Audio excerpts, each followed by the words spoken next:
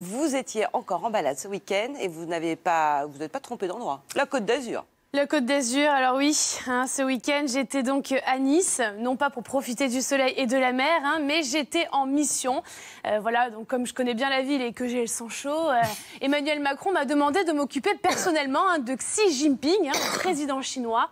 Alors j'ai dit c'est parti, direction l'aéroport où m'attendaient Xi Jinping et sa femme Peng Liyuan. Yes, mes deux petits loups, voilà. Alors ils sont arrivés sobrement, en toute discrétion, comme vous pouvez le voir. D'ailleurs, heureusement que j'étais là à la sécu, sinon on aurait été dans la merde.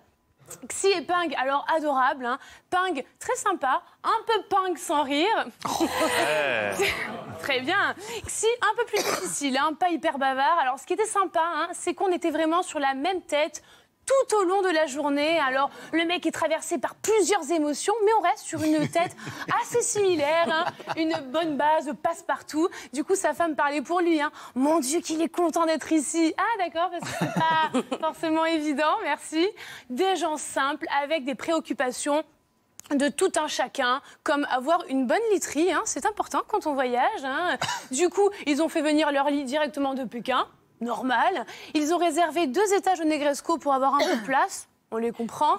Et puis Peng voulait faire les boutiques. Alors elle m'a demandé gentiment de bloquer la promenade des Anglais. J'aimerais être un peu tranquille. Je dis attends, mais je comprends tout à fait Peng. Si on peut bloquer toute la ville et empêcher les gens de sortir de chez eux pour que tu sois un peu confort, il n'y a pas de souci.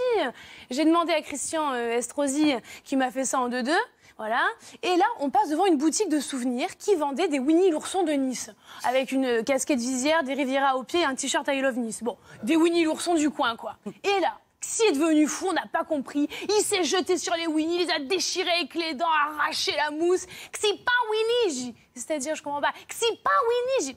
Si, c'est Winnie, je comprends. Qu'est-ce que tu essaies de me dire, malheureusement? Sa femme m'explique. Il dit qu'il n'est pas Winnie l'ourson. Xi Jinping n'est pas Winnie. J'ai dit, mais je comprends pas. Parce qu'en fait, apparemment, en Chine, on l'a souvent comparé à Winnie l'ourson sur les réseaux sociaux.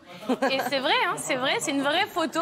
Et ça l'a rendu complètement dingue. Du coup, Winnie est censuré en Chine, on le comprend. Comme les réseaux sociaux, finalement. Bon petit coup de censure. Du coup, on a dû faire enlever tous les Winnie de la ville parce que ça lui donnait des palpitations, on le comprend, vraiment. C'est vrai ou c'est pas vrai? Ah, c'est vrai, c'est une vraie histoire. Ouais. Mais tout ce que raconte Camille est vrai dans ces croix. Ah oui. Donc le soir, petit dîner à Beaulieu-sur-Mer, à la Villa Kérilos, une villa musée antique qui surplombe la mer. Sublime. Normal. Petit menu 5 étoiles imaginé autour des spécialités locales. Une salade niçoise en entrée. Alors Brigitte était ravie. Qu'est-ce que vous faites dans le jaune d'œuf là? C'est ravissant. Elle mange avec appétit, Brigitte, son petit haricot vert. C'est vrai, il y a toujours des filles qui mastiquent très fort un tout petit aliment. Et puis après, donc des farcis niçois. Et pour finir, une farandole de dessert présentée un par un chef pâtissier. Alors là, on part au Maroc, on est sur une promenade nocturne sous les orangers. Dac, il va faire ça pour chaque dessert ou... Alors là, c'est la Bretagne, les embruns. Une après-midi crêpe, une odeur de vieille chaudière, mamie fait rôtir des pommes. Oui, bon, ok, c'est une tarte aux pommes avec du caramel au beurre salé, quoi. Avec celui-ci, on écrase les melons, on est à Cavaillon. Bon, putain, c'est pas possible, c'est un calisson, quoi. Moi, j'en pouvais plus, j'ai lancé l'idée d'un karaoké. Ouf, Xi commençait à piquer du nez. On te voit dormir, en fait. Sa femme nous explique, il dort un peu. Ah, d'accord. Pas la première fois en plus qu'il nous fait le coup, Déjà en balade avec Manu, il avait piqué un petit roupillon discretos. Bon, bref. Au karaoké, c'était la grosse ambiance. Peng, tu sentais qu'elle avait envie de montrer qu'elle chantait bien. Peng, c'est la femme de Xi, mais c'est aussi une des chanteuses de variété les plus connues de Chine. Notre Chantal Goya chinoise, quoi. Sauf qu'en plus, elle, et oui, elle est chef des armées. Voilà, carrément. Genre, je suis une artiste, mais j'aime la rigueur. D'ailleurs, quand elle chante, on est sur une ambivalence, comme vous pouvez voir. On a l'impression qu'elle prend du plaisir, mais qu'elle cherche un peu à te nuire en même temps. C'est très bizarre. Moi, je lance un bon Larousseau. Tu m'oublieras comme un film, passe sur un écran noir. Toujours important de faire rouler le R sur Larousseau. Là, elle m'arrache le micro, carrément, pour mettre sa chanson préférée. Hélène. Je m'appelle Hélène, c'est-à-dire en fait de Hélène et les garçons.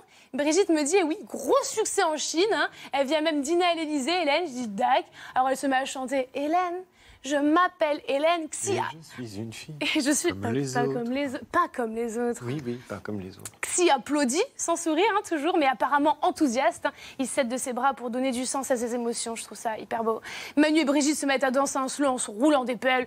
Moi, je sentais que c'était la fin de la soirée. J'en ai profité pour filer. Merci beaucoup Camille.